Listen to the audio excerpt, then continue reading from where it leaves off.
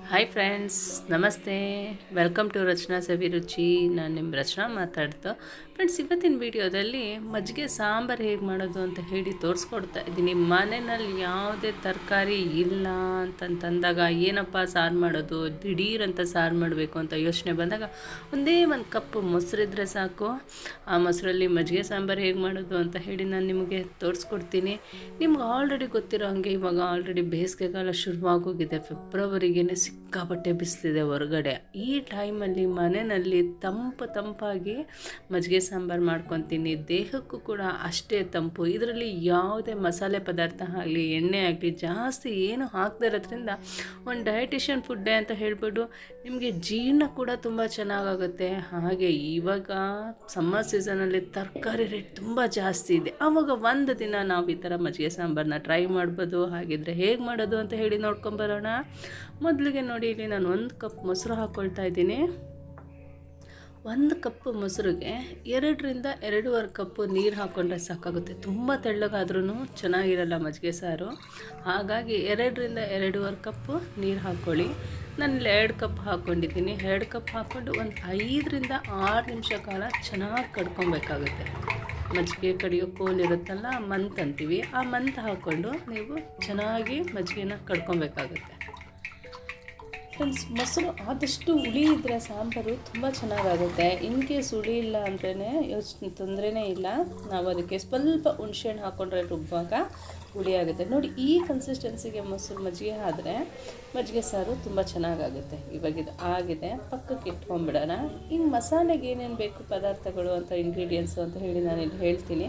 ಮೊದಲಿಗೆ 1 ಕಪ್ಪು ಕಾಯಿ ತುರಿ. ನೋಡಿ, ಈ ಕಪ್ಪಲ್ಲಿ 1 ಕಪ್ಪು ಕಾಯಿ ತುರಿ ತೊಗೊಂಡಿದ್ದೀನಿ. 1 ಸ್ಪೂನು ಜೀರಿಗೆ, ರುಬ್ಬಕ್ಕೆ 1 ಸ್ಪೂನ್ ಜೀರಿಗೆ ಹಾಕ್ಕೊಳ್ತಾ ಇದ್ದೀನಿ. ಹಾಗೆ ಒಂದು 5ರಿಂದ 6 ಎಸಳು ಬೆಳ್ಳುಳ್ಳಿ ಹಾಕ್ಕೊಂಡಿದ್ದೀನಿ. ಮತ್ತು ಒಂದು 1/4 ಸ್ಪೂನಷ್ಟು ಮೆಂತ್ಯನ ಹುರಿದಿಟ್ಕೊಂಡಿದ್ದೆ, ಅದನ್ನು ಕೂಡ ರುಬ್ಬಕ್ಕೆ ಸೇರಿಸ್ಕೊಳ್ತಾ ಇದ್ದೀನಿ. ಒಂದು ದೊಡ್ಡ ಈರುಳ್ಳಿನಲ್ಲಿ ಒಂದು ಅರ್ಧ ಈರುಳ್ಳಿನ ಹೆಚ್ಚಿಟ್ಕೊಂಡಿದ್ದೆ, ಅದನ್ನು ಸೇರಿಸ್ಕೊಳ್ತಾ ಇದ್ದೀನಿ. ಮತ್ತು 1ರಿಂದ 1.5 ಅವರ್ ಮುಂಚೆ ಇಲ್ಲಿ ನಾನು ಅಕ್ಕಿನ ನೆನೆಸಿಟ್ಕೊಂಡಿದ್ದೆ. ದೋಸೆ ಅಕ್ಕಿ ಆದರೂ ಸರಿ, ನೀವು ಸೋನಾ ಮಸೂರಿ ಅಕ್ಕಿ ಆದರೂ ಸರಿ, ಅದನ್ನು ಕೂಡ ಇದಕ್ಕೆ ಸೇರಿಸ್ಕೊಬೇಕಾಗತ್ತೆ. ಮತ್ತು ನೋಡಿ, ಇಲ್ಲಿ ಸ್ವಲ್ಪ ಹುಣ್ಸೆಹಣ್ಣು ಸೇರಿಸ್ಕೊತಾ ಇದ್ದೀನಿ. ನಾನು ಆಲ್ರೆಡಿ ಹೇಳ್ದಂಗೆ ಮೊಸರು ಏನಾದರೂ ಹುಳಿ ಇಲ್ಲ ಅಂತಂದರೆ ಸ್ವಲ್ಪ ಹುಣ್ಸೆಹಣ್ಣು ಹಾಕ್ಕೊಬೋದು. ಹಾಗೆ ಒಂದು 7ರಿಂದ 8 ಹಸಿಮೆಣ್ಸಿನ್ಕಾಯಿನೂ ಕೂಡ ಸೇರಿಸ್ಕೊಂಡು ಚೆನ್ನಾಗಿ ರುಬ್ಕೊಂಬರೋಣ. ನಾನಲ್ಲಿ ಹಸಿಮೆಣ್ಸಿನ್ಕಾಯಿ ಸ್ಕಿಪ್ ಮಾಡಿದ್ದೆ, ಹಾಗಾಗಿ ನೋಡಿ ಇಲ್ಲಿ ಇವಾಗ ಹಾಕ್ಕೊತಾ ಇದ್ದೀನಿ. ಖಾರವಾಗಿದ್ದರೆ ಚೆನ್ನಾಗಿರುತ್ತೆ. ಹಾಗಾಗಿ ಸ್ವಲ್ಪ ಖಾರ ಮುಂದೆ ಆಗೇ ಇಟ್ಕೊಂಡು ನಾವಿಲ್ಲಿ ಈ ಮಸಾಲೆನ ರುಬ್ಕೊಬೇಕಾಗುತ್ತೆ. ನಾನೊಂದು 5ರಿಂದ 6 ಹಸಿಮೆಣ್ಸಿನ್ಕಾಯಿ ಹಾಕ್ಕೊತಾ ಇದ್ದೀನಿ. ನಾನು ಮಾಡ್ತಾ ಇರೋಂತಹ ಸಾರು ಕ್ವಾಂಟಿಟಿ ಬಂದು ಒಂದು 4 ಜನಕ್ಕೆ ಆಗುವಷ್ಟು.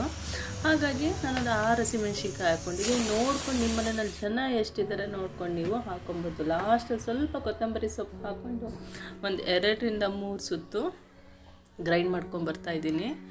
ಇವಾಗ ಇದು ಮಸಾಲೆ ರೆಡಿಯಾಗಿದೆ. ಈ ಮಸಾಲೆಗೆ ಒಗ್ಗರಣೆ ಕೊಟ್ಕೊಂಡ್ರೆ ಸಾಂಬಾರು ರೆಡಿ ಆಗುತ್ತೆ. ನೋಡಿ, ಇಲ್ಲಿ ನಾನು ಒಂದು ದಪ್ಪ ತಳ ಇರೋ ಪಾತ್ರೆ, ಇದು ಮಣ್ಣಿಂದ ಇಟ್ಕೊಂಡಿದ್ದೀನಿ ನಾನು.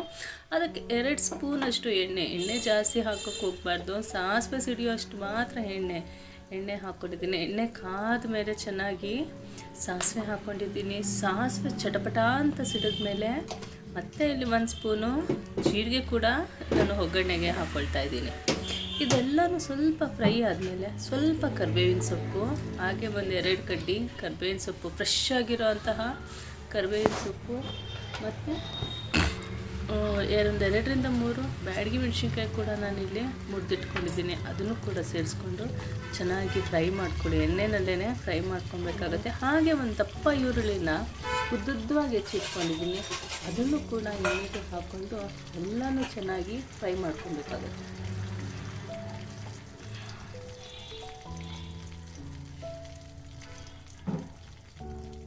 ಫ್ರೆಂಡ್ಸ್, ನಾನು ಆವಾಗಲೇ ಹೇಳ್ದಂಗೆ ಇಲ್ಲೊಂದು ದಪ್ಪ ಈರುಳ್ಳಿನಲ್ಲಿ ಒಂದು ಅರ್ಧ ಈರುಳ್ಳಿನ ಉದ್ದುದ್ದಕ್ಕೆ ಹೆಚ್ಚಿಟ್ಕೊಂಡಿದ್ದೆ. ಅದನ್ನು ಕೂಡ ಒಗ್ಗರಣೆಗೆ ಸೇರಿಸ್ಕೊಂಡು ಫ್ರೈ ಮಾಡ್ಕೊಳ್ತಾ ಇದ್ದೀನಿ. ಒಂದು 50% ಅಷ್ಟು ಫ್ರೈ ಆಗಿದೆ ಅಂತ ಅನ್ನಿಸ್ದಾಗ 2ರಿಂದ 3 ಚಿಟಿಕೆಯಷ್ಟು ಹಿಂಗೆ ಹಾಕ್ಕೊಳ್ಳೋಣ. ಹಿಂಗೆ ಹಾಕ್ಕೊಂಡ್ರೆ ಟೇಸ್ಟು, ಒಂದು ಸಾರಿನ ರುಚಿ ಅದ್ಭುತ ಅಂತಲೇ ಹೇಳ್ಬೋದು. ಹಾಗೆ ಒಂದು ಡಿಫ್ರೆಂಟ್ ಟೇಸ್ಟೇ ಕೊಡುತ್ತೆ.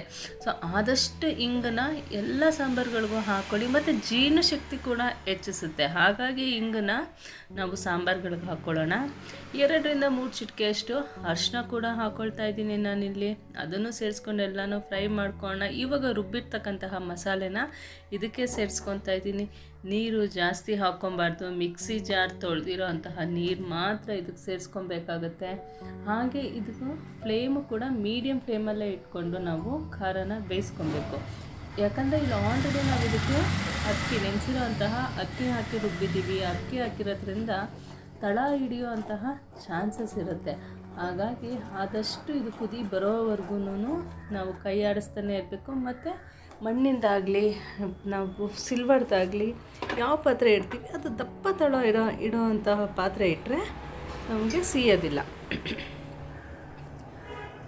ರುಚಿಗೆ ತಕ್ಕಷ್ಟು ಉಪ್ಪು ಕೂಡ ಹಾಕ್ಕೊಳ್ಳೋಣ.